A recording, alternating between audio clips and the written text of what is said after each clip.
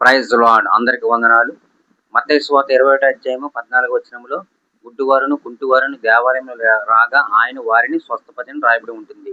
యేసుక్రీస్తు ప్రభువారు దేవాలయంలో వారిని ముట్టి స్వస్థపరిచారు. కానీ మొదటి శతాబ్ది యూదులు దేవాలయంలోనికి వారిని రానిచ్చేవారు కాదు. ఎందుకంటే లేవి కాండము 21వ అధ్యాయం 16 నుంచి 20 వచనంలో మరి గుడ్డివారు కానీ కుంటివారు కానీ శరీరంలో లోపాలు ఉన్నవారు ఎవరు కూడా దేవాలయంలో రావడం నిషిద్ధము.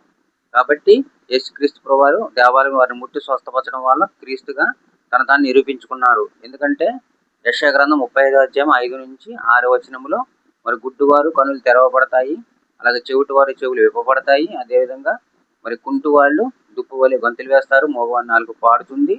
ఆ విధంగా క్రీస్తు యొక్క ప్రవచనం నెరవేరిన విషయాన్ని మనం మత్తయి సువార్త 21వ అధ్యాయం 14వ వచనంలో చూస్తాం. ఈ విధంగా యేసుక్రీస్తు ప్రభువారు మరి ప్రతి ఒక్కరిని ప్రేమించి వారి యొక్క బలహీనతల్ని ఆయన భరించి మరి కల్వరి శిలువలో ప్రాణం పెట్టి తిరిగి లేచి మరలా రాబోతున్నారు. కాబట్టి విశ్వసించే వారు అందరికీ కూడా వారి యొక్క బలహీనతలు వారికి తోడే ఉండి వారిని ముట్టి స్వస్థపరిచే సమర్థ గల దేవుడు. కాబట్టి విశ్వసించే వారందరినీ కూడా ఆయన ముట్టి స్వస్థపరుస్తారు, ఆరోగ్యం ఇస్తారు. అదేవిధంగా వారి యొక్క ప్రతి పరిస్థితిని కూడా మార్చి వారిని ఉన్నతమైన స్థితిలో పెడతారు. దేవుడు మరి అటువంటి గొప్ప రక్షణ మనకును మన అందరికి విన్నవారందరికీ కూడా ఆయన దయచేయును గాక.